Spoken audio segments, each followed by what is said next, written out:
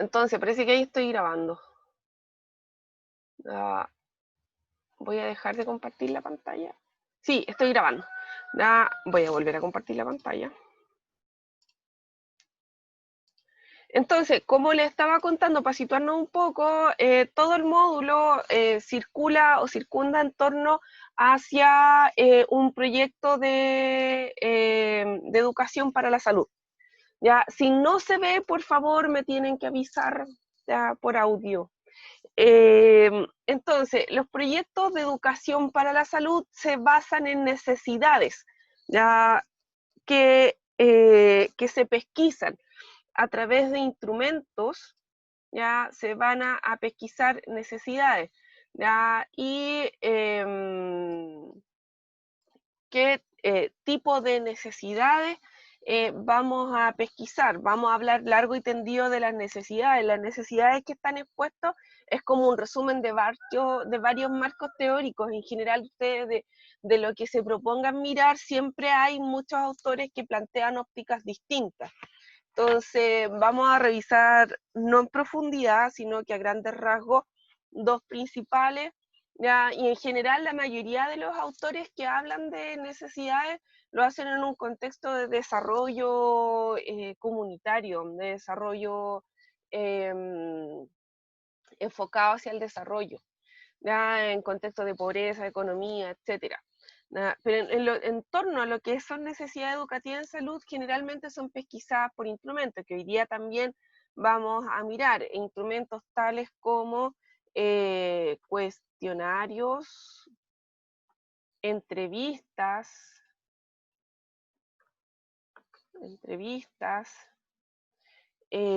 grupos, ¿ya? Y acá entra el diagnóstico participativo.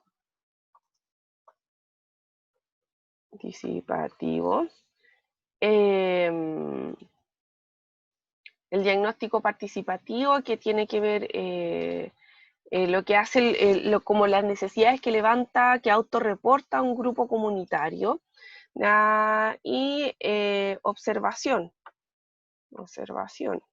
¿Ya? Acá. Entonces, básicamente se aplican instrumentos para levantar necesidades. Ya dentro de las necesidades, a grandes rasgos, uno puede clasificar aquellas detectadas por instrumentos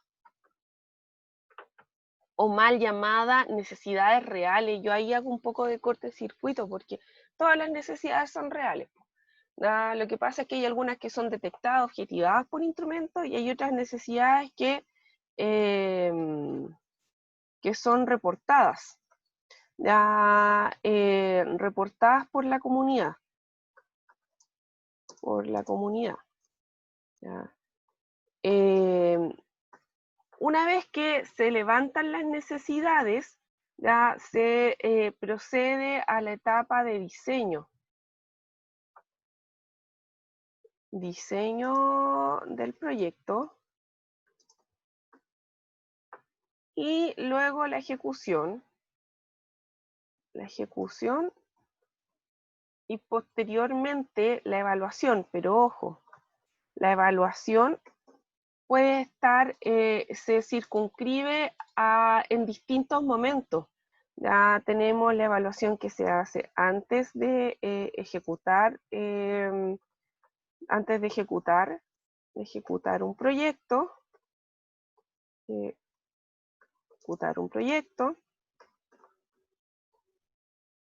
Tenemos la que se hace durante la ejecución, y aquella que está posterior a la ejecución.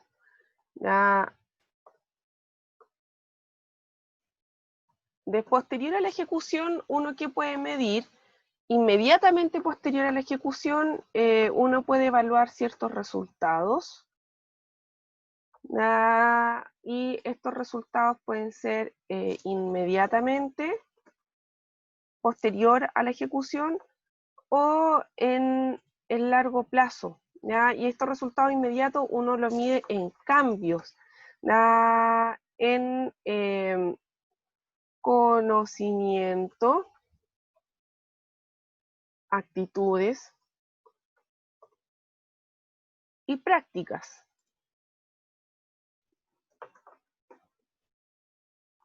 Ya los resultados a largo plazo, principalmente nos interesa más allá si retienen estas cosas, si hay cambios, impacto en resultados en salud. ¿Ya? Todo esto se planifica, ¿ya? Se planifica cómo va a ser la evaluación, se planifica en la etapa de diseño. ¿Ya? Esto es a grandes rasgos. Yo les voy a repetir siempre muchas veces lo mismo porque es muy fácil perderse en este ramo. Este ramo no es un ramo que represente gran dificultades para la vida ya estudiantil. Sí, hay harto como que hacer, harto pega en taller, ya harto que leer, hay harto que ejecutar, pero no necesariamente algo que represente dificultades cognitivas grandes. ¿Ya? Es muy difícil no aprobar esto, ¿ya? De verdad que hay que hacer un esfuerzo, ¿ya? Para no aprobarlo. Sin embargo, si ustedes se dejan estar, en el sentido de no cumpliendo, no asistiendo a clases, se les acumula mucho trabajo con poco entendimiento, entonces cuesta un poco sacarlo adelante. Pero si ustedes asisten regularmente a clases, participan y hacen la pega rutinaria, sale por un tubo, ya no se les complica mayormente. Entonces, dentro de, acuérdense, las necesidades van a contribuir a el diseño. Y el diseño a su vez va a contribuir, se planifica la evaluación y la ejecución está relacionada con el diseño. ¿Ya? Entonces, hoy día vamos a hablar de esto. ¿Ya? De, en el fondo, entender las necesidades y cómo se detectan estas necesidades. ¿Ya? Voy a Profesora, dejar de compartir, ¿ya? Y a las personas que ya se están sumando, por favor, envíen la nómina de su grupo y si no tienen grupo, avisen. Ya en este momento tengo 27 estudiantes de 32 matriculados. Para que puedan avisar a las personas que no están conectadas. Que me envíen por último un correo contando en qué grupo se sumaron y si están sin grupo también me lo comentan. Bien, voy a compartir para que partamos con lo que es diagnóstico. Ya, como se recuerdan en el esquema, es uno de los elementos importantes. Ya, profe, ¿sí? es que tengo una duda con respecto al esquema que hizo recién. Ya, vuelvo, Eh, por favor. vuelvo. Dígame. Lo que pasa es que en la parte de necesidades, dentro de todo eso que abarca, también está el sondeo, el cómo se recogen los datos. Sí, Ya. Es que tenía esa duda porque también, al menos la lectura, aparecía como un mapita y aparecía el sondeo y luego la evaluación, no como sí, una parte final. sí, mira, no quería porque hay pocos estudiantes que han rendido el control, ¿ya? Pero Ya. cuando veamos evaluación, ¿ya? La evaluación, si ustedes se fijan, la evaluación se hace antes, durante y después. Y en el caso de proyectos, esto es a modo general, ¿ya? Sino que básicamente que ustedes incorporen la lógica de proyectos aplicados al contexto de educación para la salud. Ya, en la mayoría de los contextos ya, se hacen evaluaciones, es como bien lineal, entre comillas, salvo en proyectos comunitarios, preferentemente comunitarios, como los de educación popular, donde en general se recogen necesidades, se planean actividades, se devuelve a la comunidad para hacer los ajustes y aquí tenemos un momento evaluativo. ¿Ya? Los momentos de evaluación no siempre son posterior a, en general son en 3 momentos. En el texto hizo harto hincapié a los procesos evaluativos previos y comunitarios. ¿Ya? Entonces, claro, antes de ejecutar es tal cual lo describe el texto. Para esa finalidad se evalúa antes. ¿Ya? Con la diferencia que el texto, claro, señalaba evaluación en conjunto con la comunidad. ¿Ya? Pero acuérdense que en la evaluación tenemos 3 momentos. ¿Ya? Antes, durante y posterior. Y en la posterior es cuando tenemos resultados inmediatos a largo plazo. ¿Queda claro? Sí, profe, gracias. Ok. Voy a cambiar. Ya.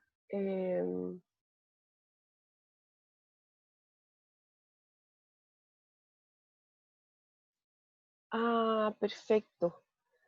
Ya. Bien, tengo 2 mensajes de reportes.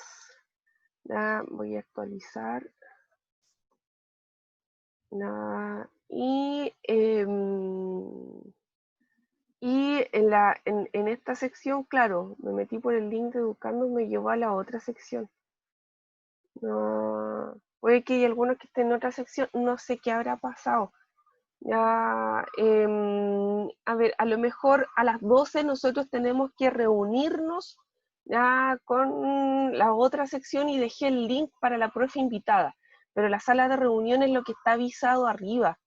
Ya les voy a, déjenme ver si tengo educando para que también. Profe, Ah, lo que pasa es que había como varios alumnos conectados en el link de la otra profe. sí, Probablemente sea eso, probablemente se confundieron. porque estaba el link de la clase anterior de que tuvimos que estar todos juntos, entonces creo que varios ingresaron ahí. Ya, qué buena, voy a compartir, em, voy a compartir porque miren, lo más probable que pasó fue esto. Ya, cuando Educando se destaime, esta cuestión parece que nadie lo usaba antes porque nunca se había caído hasta hoy día. O sea, nunca se había caído hasta este semestre, así. Les voy a compartir, ya, para que... Ya, miren, acá, en este enlace es con la profesora invitada. Ahí nos juntamos con la otra reunión. Nosotros siempre vamos a estar ahí. ¿Ya?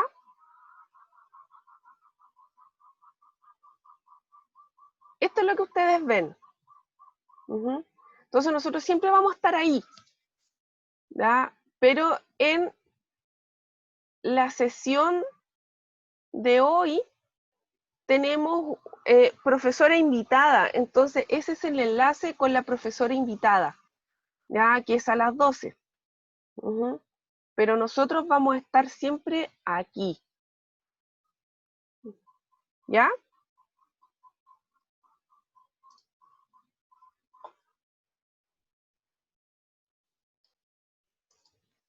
¿Sí?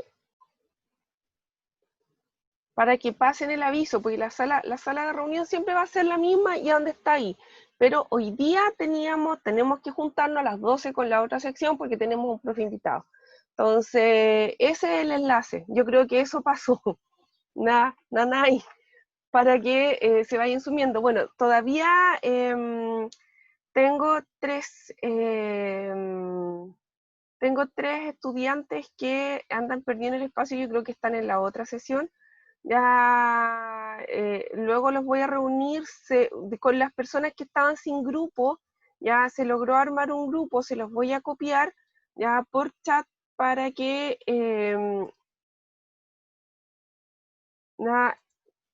estas personas que estaban, se las agrupé, Ivette, ya te agrupé. Ya, ahí ese es un grupo, ya para que se contacten. Chuta. no lo mandé. ¿Ya? Este es un grupo. ¿Ya? Este es un grupo, ¿ya? Que acabo de conformar con las personas que estaban sin grupo, se agruparon aquí. Ya donde está Lisette, Catalina, Natalie, Catalina Silva e Ivette Alfaro. Ya ustedes contáctense entre ustedes porque son un nuevo grupo. ¿Ya? Bien, sigo con la presentación. Entonces, para los que se vengan enchufando, hoy día compartimos lo que es necesidades, ¿ya? Que es los proyectos parten de las necesidades. ¿Ya? Entonces, si tienen dudas, ya uno es mayor, ya es una SOA, y si tienen dudas, por favor, si pueden prender el micrófono e interrumpirme, yo soy feliz. ¿Ya? Si me mandan la duda por chat, probablemente me demore, la voy a ver igual, pero me voy a demorar más. ¿Ya? Entonces, básicamente cuando nosotros hablamos de necesidades, ya las necesidades son contextuales. ¿Ya? ¿Qué quiere decir? Que están súper mediadas por un contexto. Aquí hay un video que ustedes pueden ver, ya que son como estos típicos videos que están destinados a llamar la atención de las personas sobre cuál es la referencia de una necesidad. O sea, el video es muy corto, trata principalmente de lo que se considera necesidades en el primer mundo, expresado por personas que no viven en países desarrollados. Entonces, claro, el ejercicio que plantea esto es un llamado de atención, más que un llamado de atención, es como hacer entender que las necesidades dependen del contexto. Por ejemplo, si nosotros estuviéramos en naciones como Nicaragua o naciones como El Salvador, probablemente las necesidades en esas naciones sean distintas a las necesidades que expresan personas que viven en Canadá o que viven en Inglaterra. ¿Se fijan? Las necesidades están mediadas por el contexto. Lo mismo que uno expresa necesidades de acuerdo al contexto en el que está. ¿Ya? Y obviamente hay distintos autores que revelan cómo priorizamos o cómo no priorizamos, o si las necesidades son finitas, infinitas, etc. ¿Ya? Pero básicamente uno puede ir definiendo necesidad como carencia. ¿Ya? Y de las necesidades parten las motivaciones. Básicamente una motivación es ir a el empuje o cómo me movilizo para satisfacer esas necesidades. ¿Ya? Pero básicamente una necesidad es una carencia. Ya acá habla de un desequilibrio entre lo que necesito y el estado ideal. Ya, y habla como desequilibrio, pero básicamente eso, una necesidad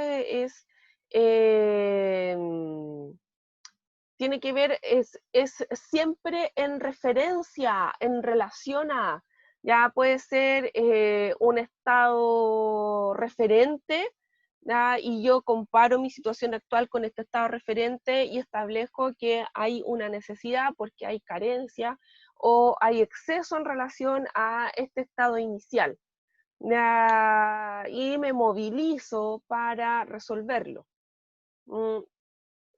Ahora, hay distintos autores, este es el clásico, ya la pirámide de Maslow, pero básicamente el ejercicio de este psicólogo humanista, ya muy vanguardista para su época, fue que las necesidades humanas están jerarquizadas, ¿ya? Y básicamente tenemos dos grupos grandes, las necesidades básicas y las necesidades de desarrollo. ¿ya? Las necesidades básicas están orientadas hacia lo fisiológico, hacia lo que necesitamos para funcionar. Y las de desarrollo están pensadas en lo óptimo, ¿ya? Para las personas. Y lo establece la famosa pirámide, ya donde tenemos necesidades básicas y necesidades de desarrollo. Mientras estas necesidades, la satisfacción de estas necesidades básicas, ¿ya? Nos mueven en el corto plazo y nos mueven rápido. A diferencia de estas necesidades, que como al estar resueltas estas, ya nos mueve de manera más lento. Nos mueve de manera más lento, pero siguen siendo necesidades. Entonces, por ejemplo, acá comer, según esta pirámide, ¿cómo lo clasificaríamos? ¿Como una necesidad básica o una necesidad de desarrollo? Básica. Una necesidad básica. Perfecto, una necesidad básica. Y si nos vamos a la pirámide, es una de las necesidades más básicas, una necesidad fisiológica. O sea, si no come, no puede hacer nada de acá. Nada de lo que está hacia arriba. Por ejemplo, las personas necesitan cultivar relaciones. Acá le pusimos amistad, pero las personas son animales, los seres humanos somos mamíferos relacionales. La relación con otros nos define, nos construye, nosotros nos construimos identidades en relación a las y los otros. Entonces, la relación con otras personas, en el caso de la amistad, ya vendría siendo una necesidad fisiológica o una necesidad de desarrollo. De desarrollo. Excelente. ¿Ya? Y si nos vamos a la pirámide, nos queda en el tercer escalón de necesidades de aceptación social. Entonces, las necesidades fisiológicas, tenemos necesidades de seguridad, necesidades fisiológicas y de seguridad, que son las básicas.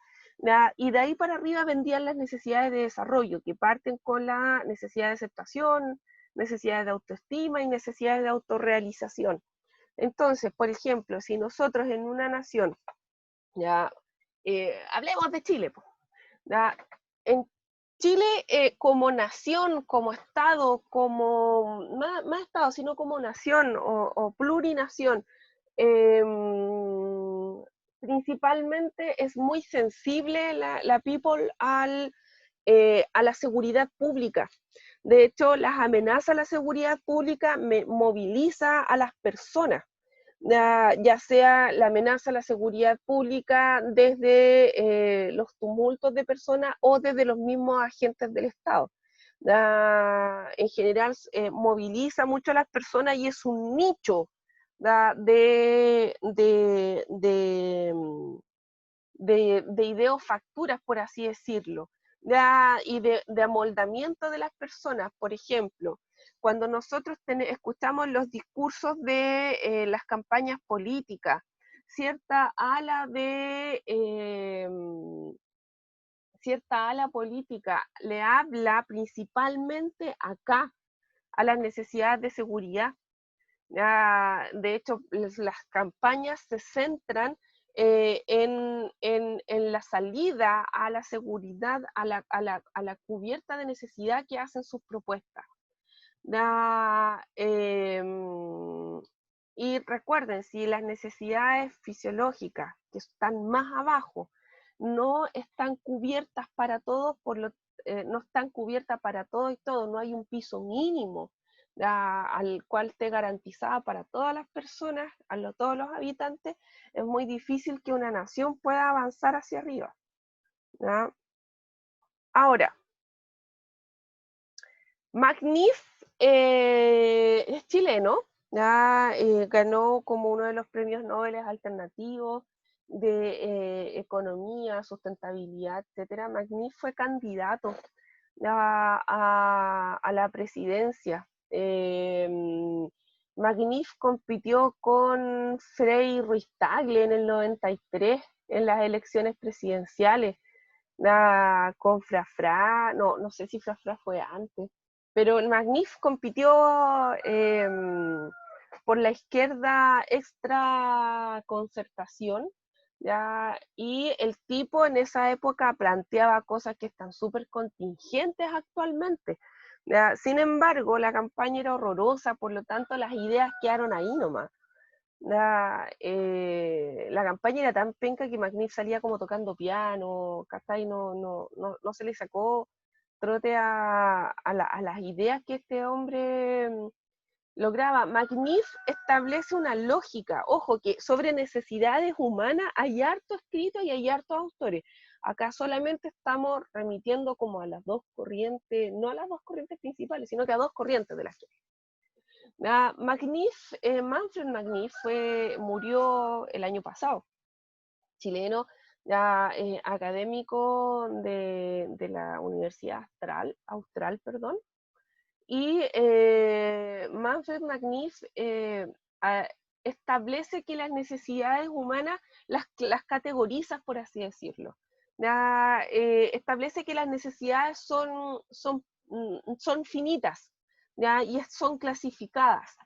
Y que las necesidades humanas fundamentales, al ser pocas, al ser finitas, ya, se clasifican. Se clasifican y son iguales en todas las culturas y en todos los periodos históricos. Entonces, lo que cambia a través del tiempo es la manera de satisfacer estas necesidades. ¿Ya? Eso es lo que es contractual. ¿Ya? Entonces, por una parte, nosotros teníamos un autor que las necesidades se clasifican, ¿ya? En una pirámide y las agrupa, ¿ya? Pero Magnif dice que las necesidades son delimitadas, ¿ya? Se clasifican y la forma de satisfacerla es lo que cambia. Y otro concepto importante que introduce este autor, ¿ya? Es que básicamente que no existe una pobreza, sino pobrezas, y no existe una riqueza, sino que existe riqueza. ¿A qué se refiere el autor? Se refiere básicamente que la pobreza va en relación al tipo o a la categoría de necesidades que no han sido satisfechas, ¿ya? Y las riquezas tienen que ver con las necesidades o los satisfactores que se encuentran para grupos de necesidades. Entonces, básicamente él clasifica en 9 necesidades axiológicas, ¿ya? Y en necesidades existenciales. Ya voy a dejar de compartir esa pantalla.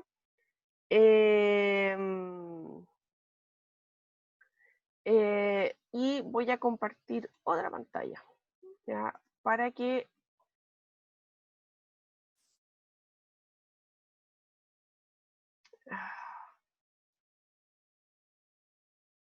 ya, para que ay, ya, denme un segundo, necesito aquí sí, ya, donde para que puedan entender mejor como las categorías de necesidad. Ahí sí, ya.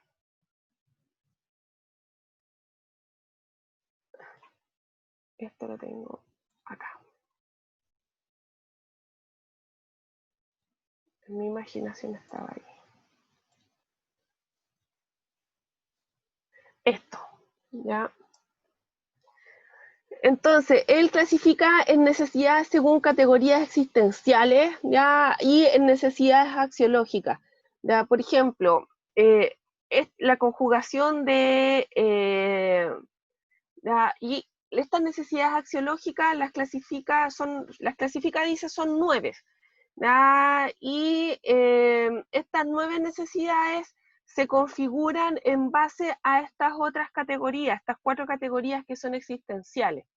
Entonces, en relación a la necesidad de subsistencia, ya se cruza con la categoría existencial de hacer. ¿Ya? Nosotros para subsistir nos alimentamos, procreamos, descansamos, trabajamos. Ya en relación a la necesidad de protección, nosotros lo que tenemos para satisfacer esas necesidades de protección son sistemas de seguro de salud, de ahorro, de seguridad social, familia, trabajo, ya, legislaciones, etc. Entonces, el cruce de las categorías existenciales ya, con las categorías axiológicas, para Manfred Magnif nos habla de los posibles satisfactores que tenemos para esta necesidad. En resumiendo, ya, el tipo identifica 9 necesidades, 9 categorías de necesidades, que son estas.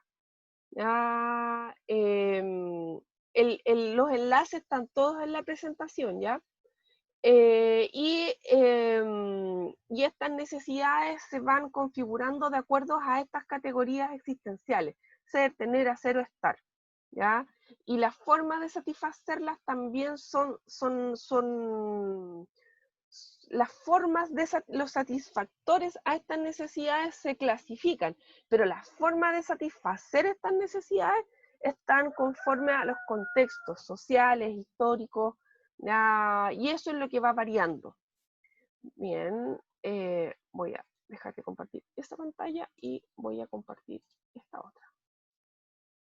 Entonces, hay 9 categorías de necesidades axiológicas, ya que se configuran en relación a las categorías existenciales de ser, estar, tener, etc. Entonces,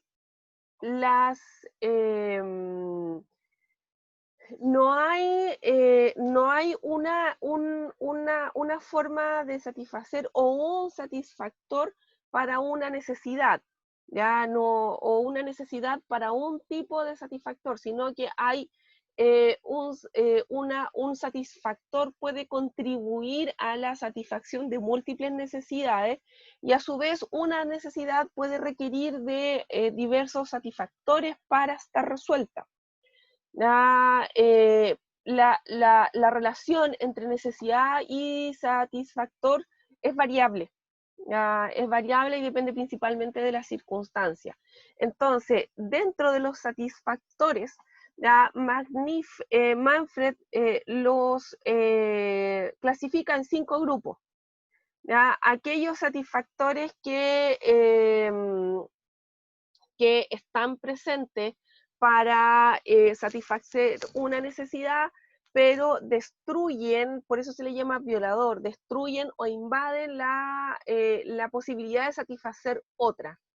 Están aquellos pseudo satisfactores que aparentan satisfacer, pero no satisfacen las necesidades. Están aquellos satisfactores que estando inhiben a otro satisfactor.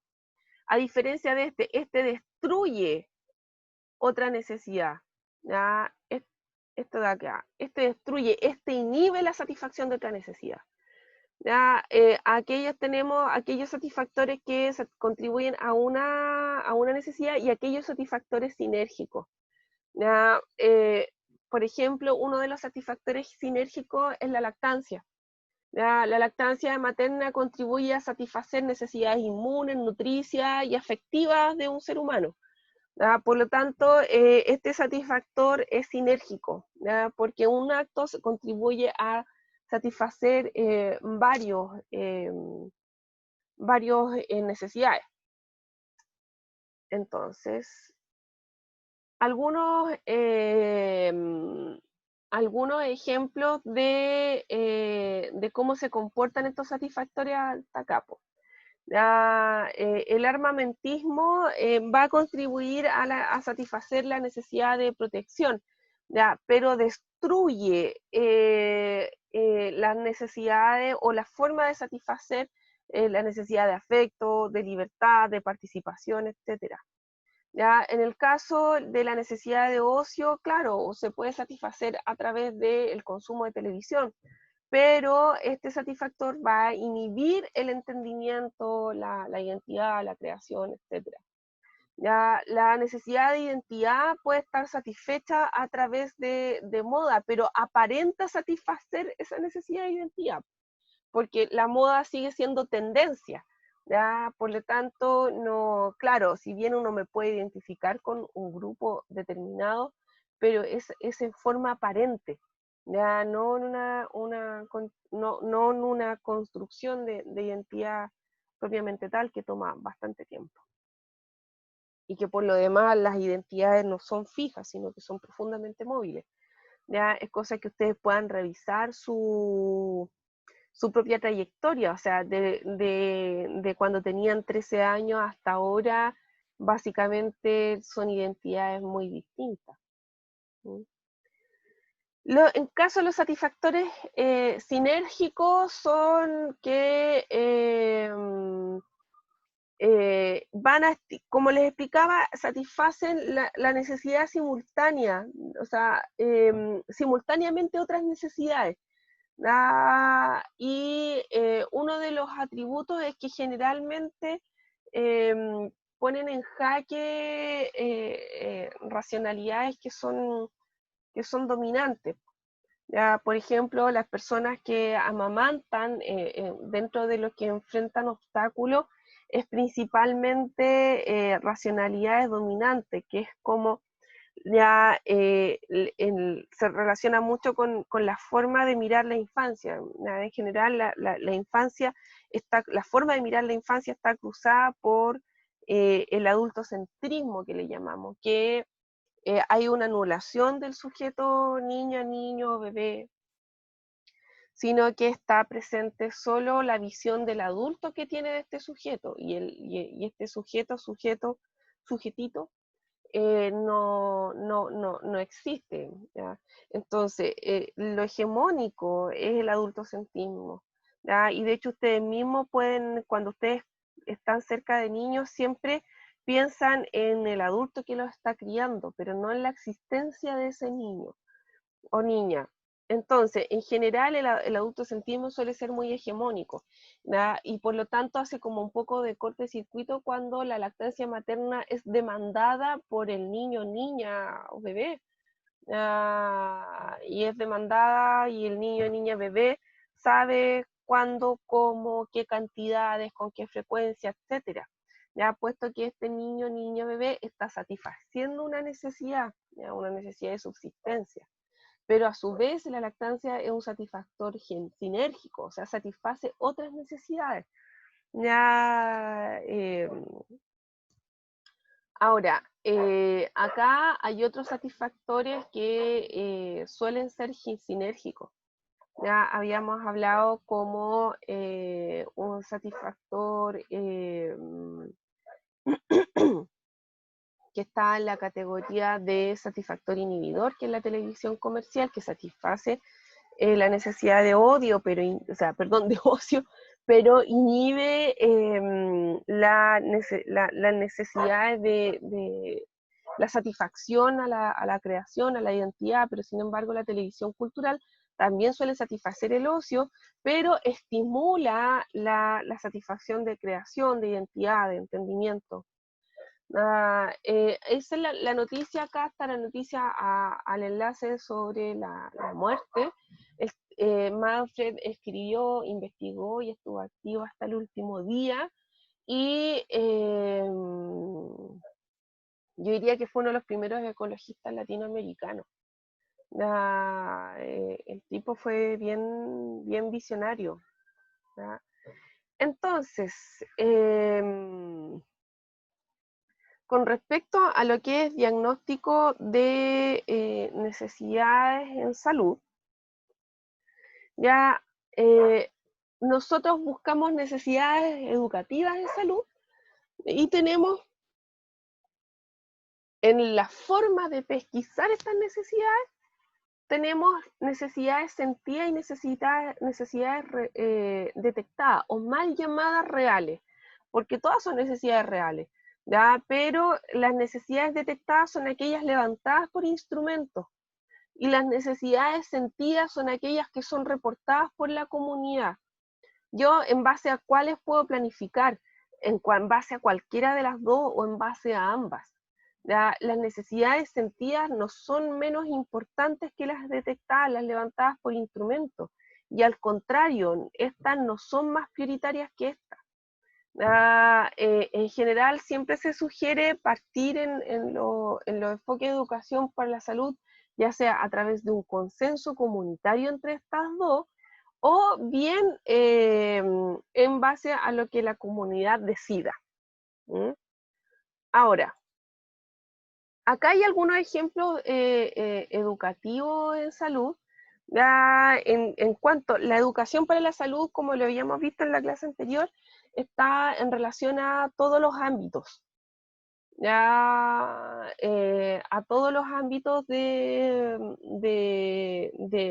desempeño humano, escuelas, colegios, universidades, trabajo, establecimientos de salud, etc. Entonces, básicamente, nosotros estamos, acá podemos establecer distintas necesidades. Por ejemplo, nosotros podemos hacer educación para la salud, para un medio ambiente saludable. Ya nosotros podemos hacer educación para la salud, para la educación vial con esta finalidad. Nosotros podemos hacer educación para la salud para fomentar las relaciones pacíficas. Ya se fijan, no necesariamente las necesidades educativas en salud están relacionadas con, no sé, comer fruta, verdura, ya, o usar preservativos, sino que tenemos una gama de necesidades de educación en salud que pueden ser más lo que la comunidad plantea. La comunidad suele plantear cuestiones bien entretenidas. Entonces, tenemos distintas fuentes de información en cuanto a la que la comunidad va a expresar. Ya recuerden, las necesidades detectadas se ubican por lo que la comunidad expresa. Ya tenemos datos estadísticos, por ejemplo, si nosotros queremos conocer bien una comunidad, podemos tener y acceder a datos de su tasa de empleabilidad, su tasa de ocupación femenina, su índice de desarrollo humano, sus años de escolaridad, dispersión geográfica, etcétera, y eso nos puede dar una idea, ¿ya? Y eso es súper interesante cuando se está analizando comunidades, porque en general las comunidades, como están inmersas en su contexto, no tienen conciencia, o no necesariamente alguien les ha presentado sus datos, ¿ya? Y en general muchas veces uno puede presentar datos estadísticos para que la comunidad se movilice y tome conciencia y razón y redirigir también sus luchas colectivas. La posición de los personales de salud siempre está en relación a ser facilitadores de las comunidades. Ya uno no está como para ir a evangelizar cosas, y yo creo que es una de las cosas que más cuesta de construir, tanto en estudiantes del área sanitaria como en profesionales del área sanitaria, ya que se sienten como, y está bien, están emprendidos de ese rol, pero también produce mucha frustración en el sentido de esta necesidad de ir a evangelizar, a enseñarle a otro cómo debe vivir, ¿ya? Y lo que estamos haciendo es facilitar que la comunidad se vaya movilizando. La toma de conciencia no necesariamente quiere decir que nos hagan caso, sino de que las personas puedan despertar y desde la información que manejan puedan tomar decisiones.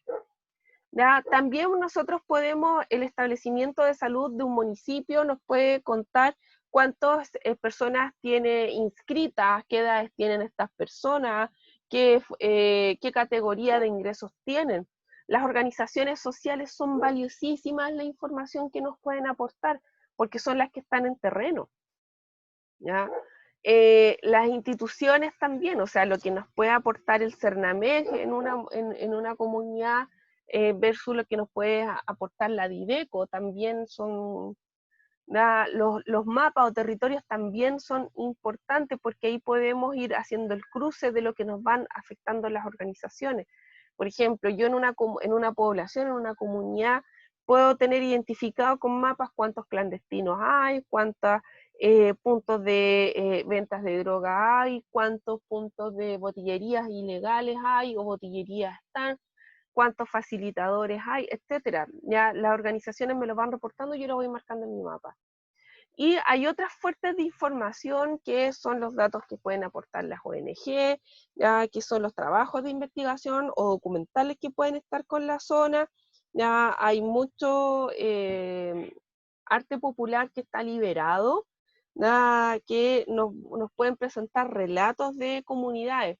Ya, por ejemplo, nosotros podemos acceder a relatos comunitarios de distintas poblaciones íconos. Por ejemplo, acá en Curicó hay un documental en YouTube de 20 minutos que habla de la Sol de Septiembre y cómo la Sol de Septiembre, la organización comunitaria, cómo nace la comunidad de la Sol de Septiembre. Entonces uno ve el reportaje y entiende cómo la Sol de Septiembre fue configurando un diseño urbano popular muy interesante. En la Sol de Septiembre, tú en cada manzana tienes un área verde con juegos, bien conservado y se hace uso público. La gente, bueno, en tiempo extra COVID, se juntaba en estas áreas verdes. En cada manzana hay un área verde, ¿verdad? Y estamos hablando de una población que nació al alero de una toma y de organización popular. Claro, o sea, si nace una población que se organiza en base a la lucha popular, lo más probable es que sus diseños urbanos sean también populares y satisfagan a las necesidades, a diferencia de lo que uno puede plantear en poblaciones más nuevas, más estructuradas, como las que salen después de los terremotos, que tienen áreas verdes en común, si le podemos llamar a eso áreas verdes, y que los bloques no tienen acceso a estas áreas verdes, sino que son muy reducidas, a diferencia de aquellas poblaciones que se conforman en base a la lucha organizada. ¿Ya?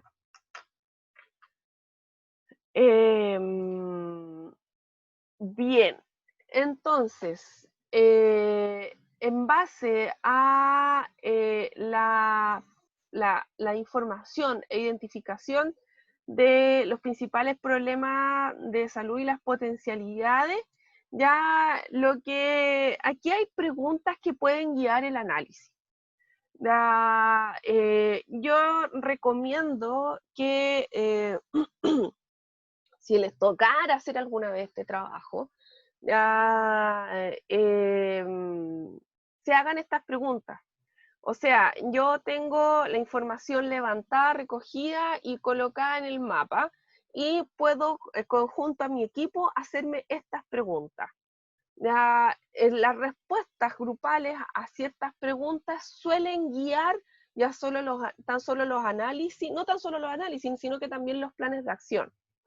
Lo mismo, una vez que yo tengo la información sistematizada, analizada, ya problemas los puedo identificar, ya, y puedo establecer la magnitud de estos problemas en relación también a preguntas que pueden ser discutidas en un grupo de trabajo. ¿Ya? En general, cuando uno reflexiona sobre la información que recoge, se suelen generar a problemas de salud, soluciones y acciones colectivas. Y luego también los equipos suelen priorizar, y yo siempre suelo sugerir que toda esta pega se haga en conjunto con la comunidad, porque tienen más impacto.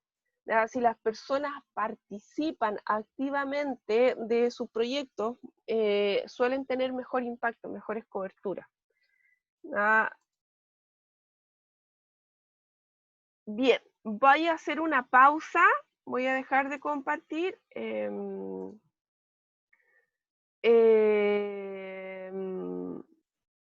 Vamos a hacer una pausa. Acá me tengo algunos chats que voy a contestar en privado. Son las 10:33. Vamos a hacer 10 minutos de pausa para que vayan por un tecito, a hacer pipí. Entonces nos juntamos a las 10:43.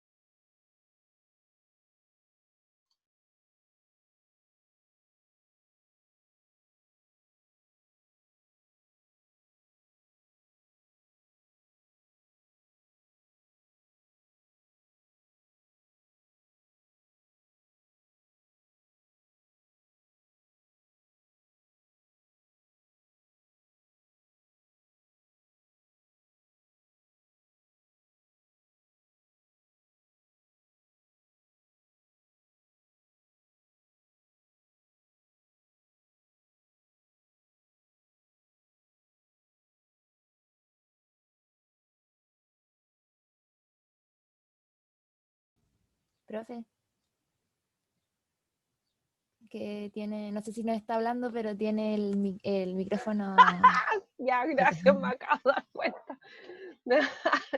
Yo transmitiendo así las mejores instrucciones, no. Broma, voy a reanudar la presentación, ya la grabación se reanudó. Agradezco a aquellos que han mandado sus mensajitos por interno.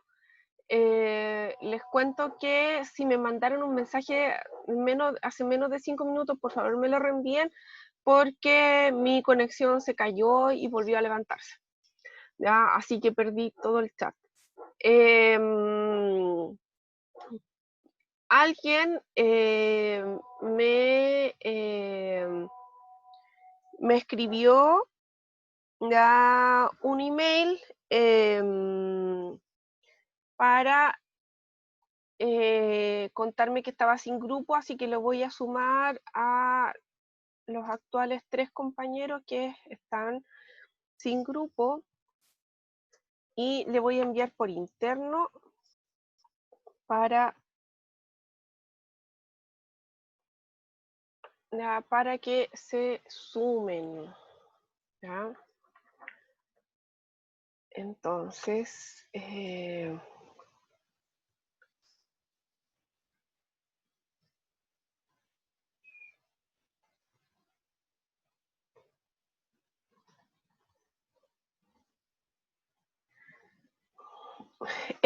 voy a reanudar la presentación. Ya, por favor, se los ruego, si no entienden algo o me puede pasar de que se me vaya el audio, cualquier cosa, ustedes me interrumpen. Ya, porque si me mandan chat, yo me voy a demorar en verlo. Bien.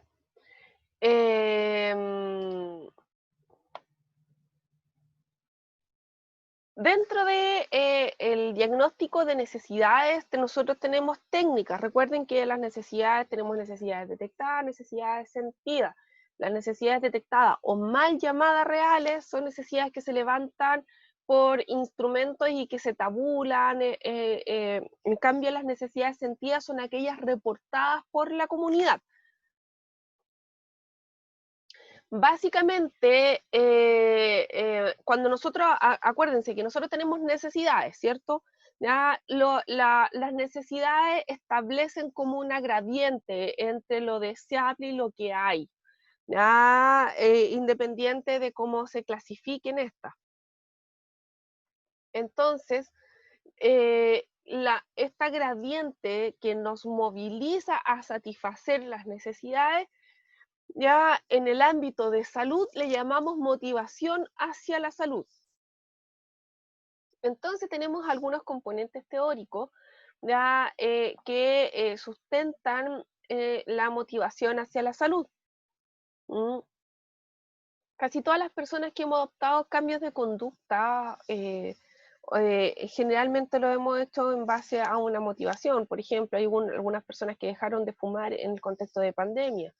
Ya hay personas que se están alimentando más saludable, hay personas que están comiendo, que están haciendo actividad física y principalmente están orientadas hacia sentirse mejor. En general, casi toda la motivación hacia la salud, los componentes tienen que ver con estas 5 cosas, en tener una preocupación general por la salud, o sea, me preocupo por mi salud. Quiero prevenir enfermedades, necesito estar más saludable, y para ello voy a hacer algunas conductas, como comer más hortalizas, dejar de fumar, hacer actividades físicas, y persisto en el tiempo, porque me voy sintiendo mejor. Ahora, como nosotros tenemos distintas técnicas para evaluar. Ya están las encuestas, las entrevistas, las pautas de observación, Ya técnicas de análisis grupales como la técnica de espina de pez, que sirve para identificar problemas, los grupos nominales, que el diagnóstico participativo se parece un poco toma herramientas técnicas de los grupos nominales, el análisis FODA, no sé si ustedes han visto un meme donde, donde dice que nadie puso ninguna, porque todos los años, en todos los lugares, en todas las empresas, municipios, grupos humanos, se suele hacer el análisis FODA porque es muy fácil hacerlo, para identificar amenazas, fortalezas, oportunidades, debilidades, etcétera, como colectivo de grupo, y es como el que tiene, el que es más fácil de realizar en realidad. O sea, en realidad son todos fáciles de realizar, pero el FODA es como el más popular. Entonces, hay un meme que dice que nadie puso en el FODA como amenaza la pandemia, y en realidad.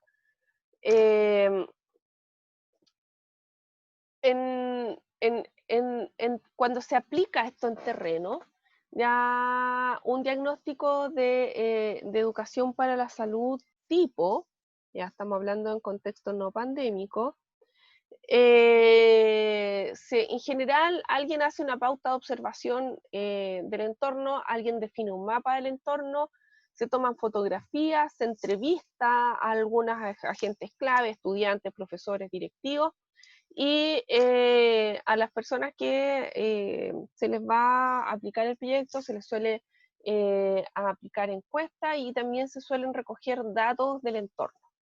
Ya, entonces con esto se levanta información. Las principales técnicas a usar,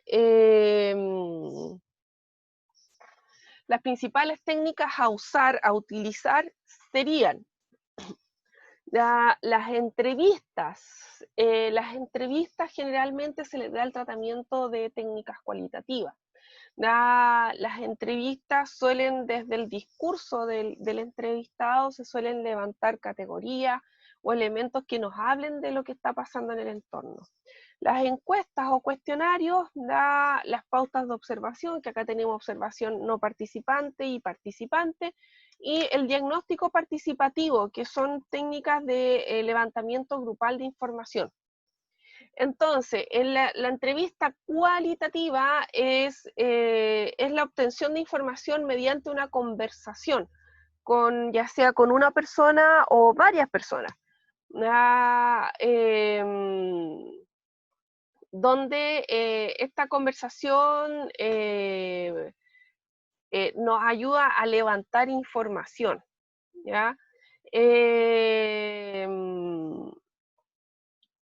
En general es el instrumento que más conexión, que más cercanía produce entre los equipos o quien esté entrevistando y las personas que están proveyendo información. Ya, lo que hace el entrevistador básicamente facilita la comunicación, siempre se mantiene una posición de ayuda. Generalmente una persona que está entrevistando no llega sin manejar información, ¿ya? Y en general siempre las entrevistas se hacen en lugares tranquilos, no siempre es posible, pero lo ideal es siempre hacerlo en contextos donde el entrevistado no sea interrumpido. Entonces, dentro de los momentos de una entrevista, en general se establece un protocolo de entrevista, que eso se hace previamente,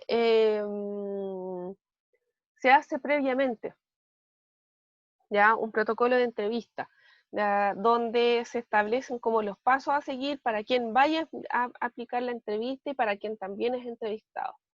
Ya, las personas se seleccionan quienes se les va a aplicar la entrevista. ¿Por qué? Porque la entrevista provee de mucho material, ¿ya? Y por lo tanto lo que uno necesita es que sean informantes claves. A eso le llamo informantes claves, no que sea alguien que sea copuchento, sino que sea, uno busca una persona a entrevistar que te vaya a proveer de información importante, ya sea por su contexto de trabajo, por su contacto, etcétera. Por ejemplo, si yo estoy en una escuela, ¿ya? Y quiero tener información del curso, mis informantes clave probablemente sea el profesor jefe de ese curso,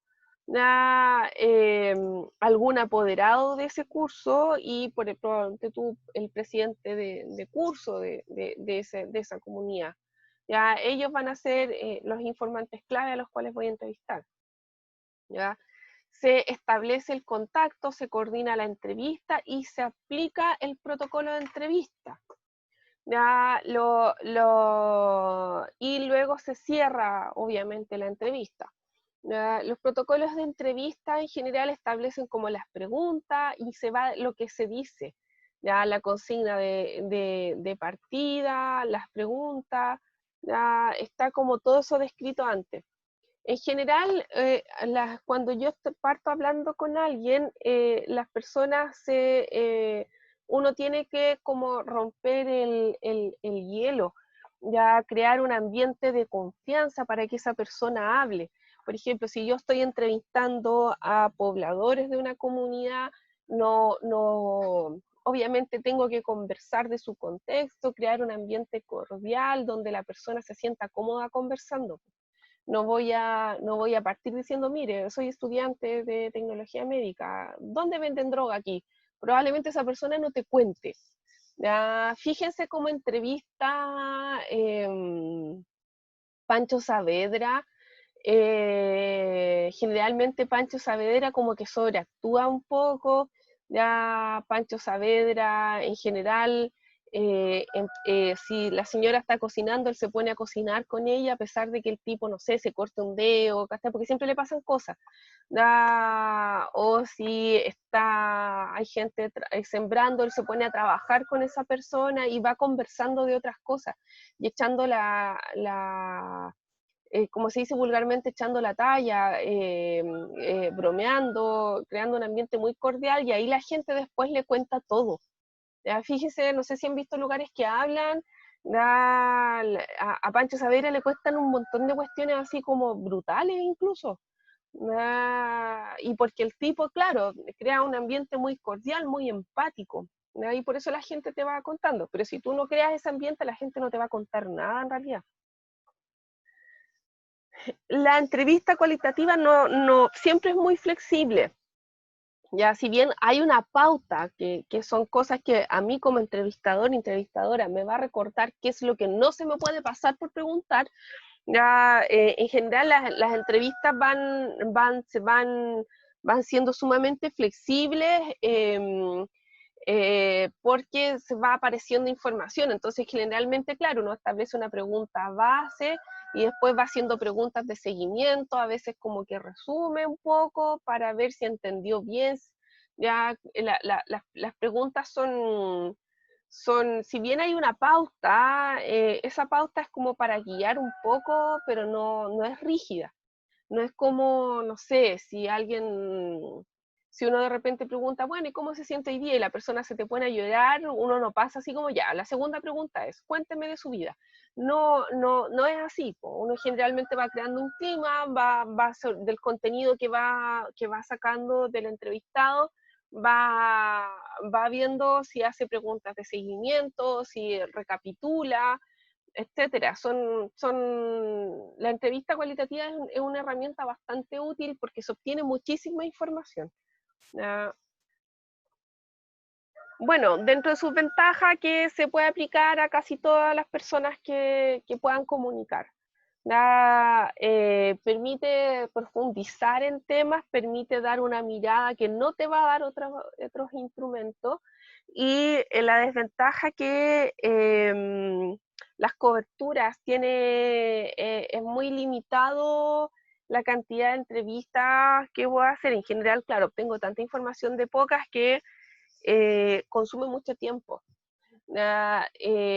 Si yo estoy hablando en contextos donde hay dificultades de comunicación, probablemente no logre obtener entrevistas si yo no tengo resuelto eso. Por ejemplo, si yo voy a entrevistar comunidad haitiana y yo no hablo creol, necesito tener un facilitador de creol y por lo tanto el entorno íntimo ya lo tengo que crear con el facilitador de creol más yo y en la persona que estoy entrevistando.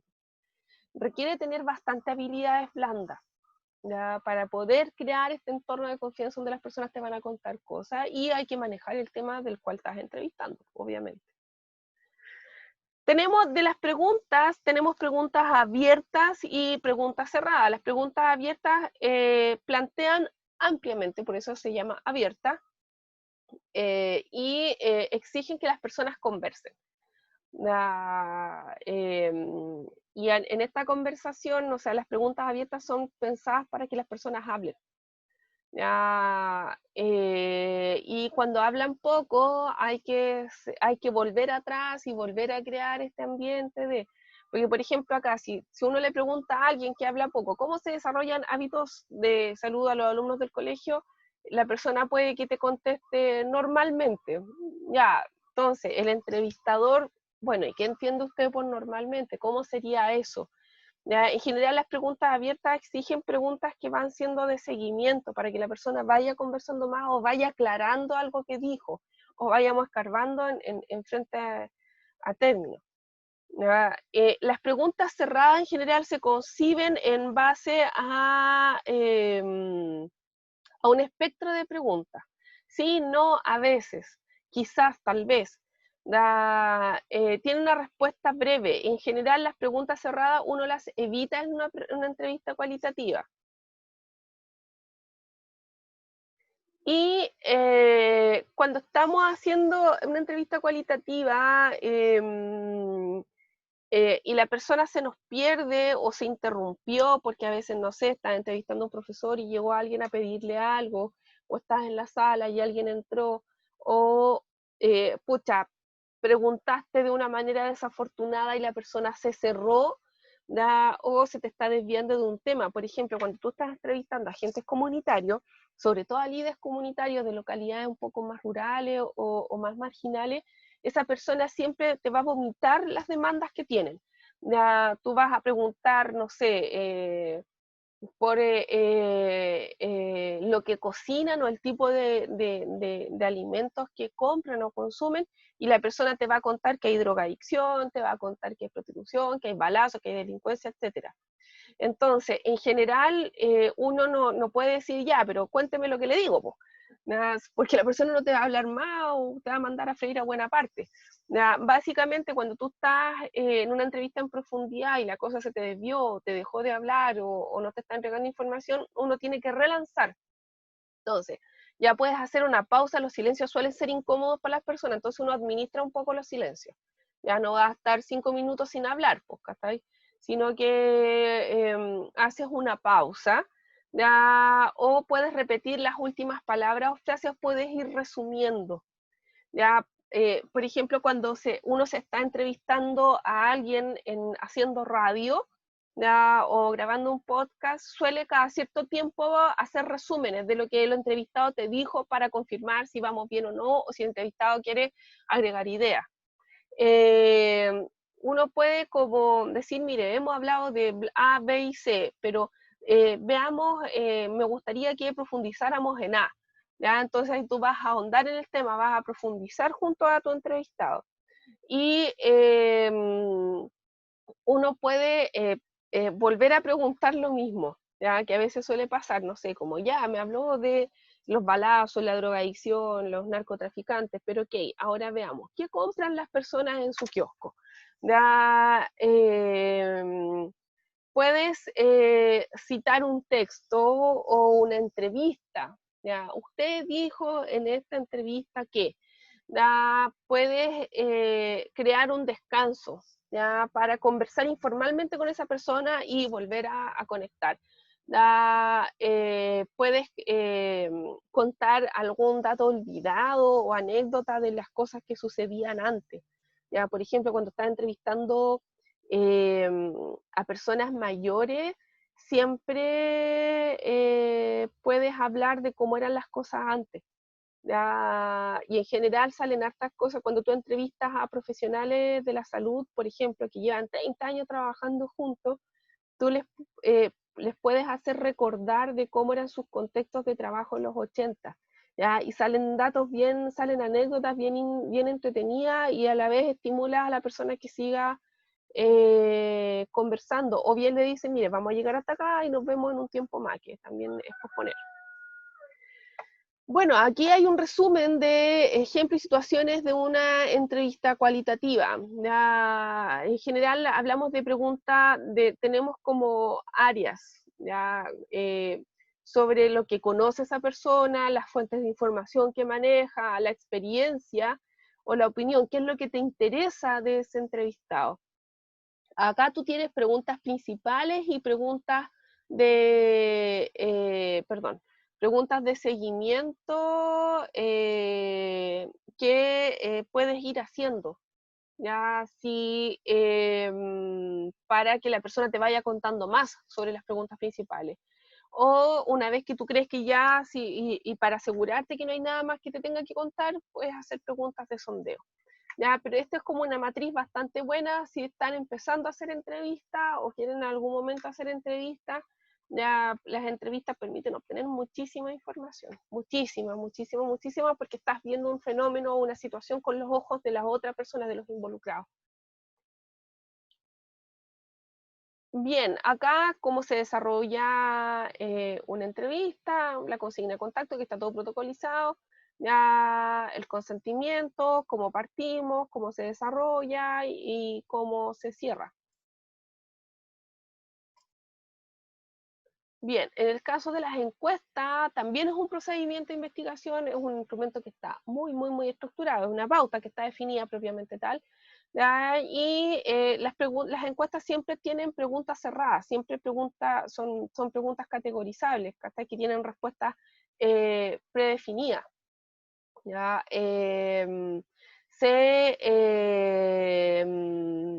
Uno puede reunir mucha información en grupos numerosos en poco tiempo y cada vez hay herramientas que hacen más fácil aplicar encuestas.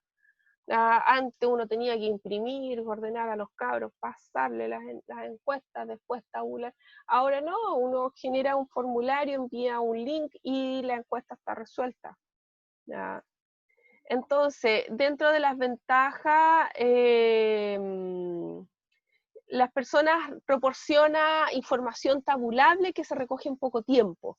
Dentro de las desventajas que no permite contacto mayormente, ya, que uno no tiene certeza, por eso tiene que probar las encuestas antes de que lo que está escrito ahí esté interpretando la persona que está contestando esa encuesta según lo que tú quieres que te respondan, o sea, o la información que desees obtener. Ya, cuando hay preguntas que son de respuesta corta, muchas veces no las responden y por lo tanto hace muy difícil tabular. Acá tenemos encuestas que son con preguntas muy restringidas, que son respuestas breves, sí o no. Luego tenemos un cuestionario abierto. Estas son las que más cuesta tabular, pero cuando uno está aplicando encuestas, de repente hay temas que no necesita preguntarlo abiertamente y no desplegarlo en una categoría de elecciones. ¿Ya? Tenemos cuestionarios que son de preguntas cerradas, de preguntas abiertas o mixtos, pues que combinas ambos. ¿Ya? Tenemos también dentro de esto las escalas de Likert, que son, se le llaman escalas psicométricas, pero lo que aparece es como una amplia gama. Las personas no siempre para situaciones van a tener respuestas dicotómicas, sí o no, sino que puede ser sí, a veces, no necesariamente, de vez en cuando, casi nunca, nunca. Ya las personas, las escalas de Likert permite también tener tabulación de espectros de respuesta, ¿ya? Que están predefinidos con anterioridad. ¿Ya? Acá hay un ejemplo, ¿ya? Acá hay otro ejemplo. ¿Ya? En general siempre contemplan 3 a 5 opciones. ¿Ya? Entonces, tenemos distintos instrumentos y la finalidad de esto es recoger información, ya, identificar necesidades para después en nuestro proyecto poder responder a las necesidades de las personas. ¿Ya? En el caso de las pautas de observación, básicamente consiste en observar un entorno o relaciones o un fenómeno, tomar, registrar esa información que se obtiene a través de la observación y analizarla. Entonces, tenemos dos tipos de observación o más, ¿ya? Pero tenemos una observación, tenemos tres clasificaciones, por así decirlo. Ya, cada clasificación es dicotómica, quiere decir que tiene dos opciones. La primera clasificación es si yo miro de afuera o miro desde el grupo. Ya que está la observación participante, que yo estoy inmiscuida en el grupo que estoy estudiando y desde ahí estoy observando. Ya, por ejemplo, estos investigadores que estudian contextos de cómo es cómo enfrentan emocionalmente los bomberos las emergencias y se van a vivir con los bomberos, ¿ya? En una estación. Entonces, ellos están haciendo observación participante, y la observación no participante es que yo estoy mirando un fenómeno desde afuera, sin inmiscuirme en ello, ¿ya?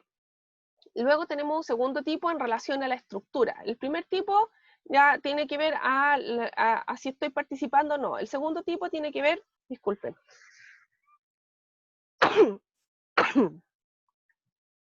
el segundo, perdón, el segundo tipo, ya estoy en función de si la estructura, si yo tengo una pauta de observación donde voy haciendo un checklist, por ejemplo, ¿hay kiosco? No hay kiosco. ¿Hay enfermería? No hay enfermería. ¿Hay capacitación? No hay capacitación. Y observación no estructurada, donde yo voy registrando lo que voy observando en el entorno. Ya hoy día se levantó y dijo tal cosa. ¿Ya? Y también tenemos observaciones individuales y de equipo. ¿Ya? Si, ¿cuántos participan? Por ejemplo, si participa una sola persona observando, ya tenemos una observación individual. Si tenemos un equipo completo que está observando, tenemos observación de equipo.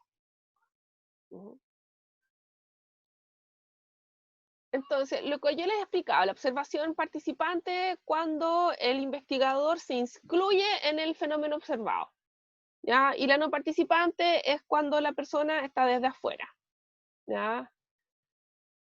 Lo mismo que les contaba con respecto a la observación estructurada, que hay una pauta, un cuadro, una tabla, ya que me va diciendo en qué me tengo que fijar, y la no estructurada que se realiza sin pauta. ¿Ya? Yo voy contando todo lo que veo y lo que me llama la atención. Ya, la observación individual, como les contaba, una sola persona es la que hace este trabajo, y la observación de equipo es un grupo que integra, que está haciendo este trabajo. Ya, aquí hay un ejemplo de pauta de observación. Se fija que es como lo que me va diciendo, muchas veces las pautas de observación son checklists, ya, sino que uno va ticando lo que va viendo, lo que está o no está. Pero aquí también hay otra hora, hay otra cosa que la atención, la pauta, lo que hace es dirigir la atención. Por ejemplo, si yo estoy en una escuela, ya, en una pauta de observación tengo que fijarme en el tipo de alimentación, en la higiene bucal, en los alimentos que venden, qué es lo que hace el establecimiento para que se laven los dientes, si hay información visible, promoción, las características de los baños. Se fija, aquí yo me fijo la atención en estos 6 elementos, y todo lo que transcurre fuera de esto no me fijo porque no lo tengo en la pauta. A diferencia que si yo tuviera una observación no estructurada, ya estaría viendo todo lo que sucede y registrando todo lo que sucede. Bien, el diagnóstico participativo, ya en general esto es descrito por el ministerio, puesto que desde Bachelet 1, que se intentó mejorar la participación social en salud, se establecieron algunos mecanismos. Ya, los diagnósticos de situación de salud están básicamente desde el 90 y tanto, que se creó el Estatuto de Atención Primaria. Hasta antes el Estatuto de Atención Primaria, producto de la municipalización de la atención primaria, los funcionarios de atención primaria no tenían la categoría de funcionarios públicos y eran contratados por el Código del Trabajo.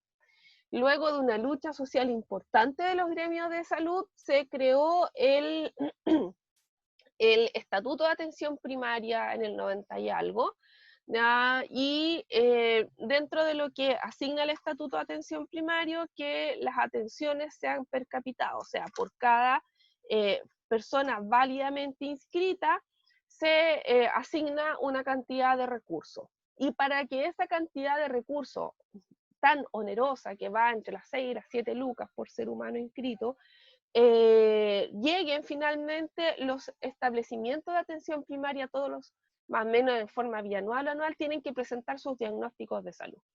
¿Ya? Dentro de los diagnósticos de salud están los diagnósticos participativos que se hacen con los líderes comunitarios. Esto estoy hablando en teoría. ¿Ya? Y con distintas técnicas de levantamiento grupal, ya sea grupos nominales, espina de pez, etcétera, se levanta información desde la comunidad orientada principalmente a recoger las necesidades sentidas por la comunidad. ¿Ya? Entonces, en general, ya lo que voy a... no, primero les cuento esto y después les cuento mi opinión. ¿Ya?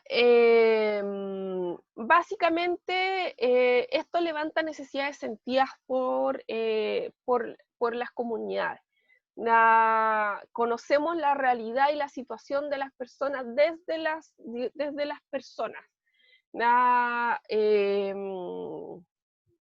En general se habla de analizar problemas de salud detectados, ya observarles cuáles son sus causas, indagar en resultados y proponer acciones, ¿ya? Y acá este es un buen ejemplo, este manual de trabajo comunitario está bien escrito, está bien hecho, es una buena fuente y ahí establece un método pensando en los TENS de posta, para que ellos puedan levantar su pega comunitaria. El TENS de posta yo diría que es uno de los oficios más demandantes, más desgastantes que enfrenta y que también son los más reconocidos comunitarios dentro del espectro de acción que puede hacer un técnico en nivel superior en enfermería, ¿da? Que merecen por lo demás dar su oficio y su reconocimiento a través del código sanitario, puesto que son la piedra angular de las acciones en salud. Bien, mi opinión en torno, y esto es solo mi opinión, abro paréntesis, solo mi opinión, no representa las opiniones del programa, ya del canal. Pero en general estas instancias de diagnóstico participativo, lo que suele pasar muchas veces en la atención primaria, que llegan 10.000 instrucciones de 10.000 oficinas distintas porque el ministerio no se coordina entre sí. Ya el ministerio como que tiene un departamento cardiovascular, departamento de enfermedades infecciosas, programa de vacunación, como que tiene departamentos distintos, cada oficina emite sus indicaciones y estas indicaciones confluyen en la atención primaria, pero no hay una coordinación de estas indicaciones, por lo tanto nunca hay una dimensión real de la carga de la atención primaria. Ya, y en general casi todos los esfuerzos están puestos en el ámbito hospitalario, siendo de que por lo menos, si bien la declaración de intenciones siempre es un eje central la atención primaria, los buenos indicadores que tiene Chile son por su atención primaria. Ya, de hecho, una de las cosas que ha demostrado COVID es esa, que la infraestructura hospitalaria o el funcionamiento hospitalario no tenía tan buenas coberturas ni era tan bueno como me imaginábamos, sino que la piedra angular de los resultados sigue siendo la atención primaria. ¿Ya? Pero la atención primaria venía como desde, yo diría que hasta Piñera 1, ¿ya? Venía con un fuerte hincapié en el trabajo comunitario, ¿ya? Pero era un trabajo comunitario no muy bien entendido, por así decirlo, ¿ya? Con cojeras profundas en tanto en la formación de pre y posgrado. Ya, entonces la mayoría de las personas que hacían trabajo comunitario lo hacían para cumplir programas sin muchas herramientas. Ya, por lo tanto, las instancias de diagnóstico participativo básicamente se dedicaba como en recoger la queja comunitaria más que levantar una agenda de trabajo en común. Ya, porque claro, o sea, la gente ve como, si yo le pregunto cuáles son sus necesidades en salud, sin un método adecuado, sin una contextualización adecuada, las personas van a contestar, queremos ambulancia, queremos más horas médicas, más atención. Ya se va a centrar, pero pocas veces se va a centrar en los recursos o las cosas que ellos pueden hacer.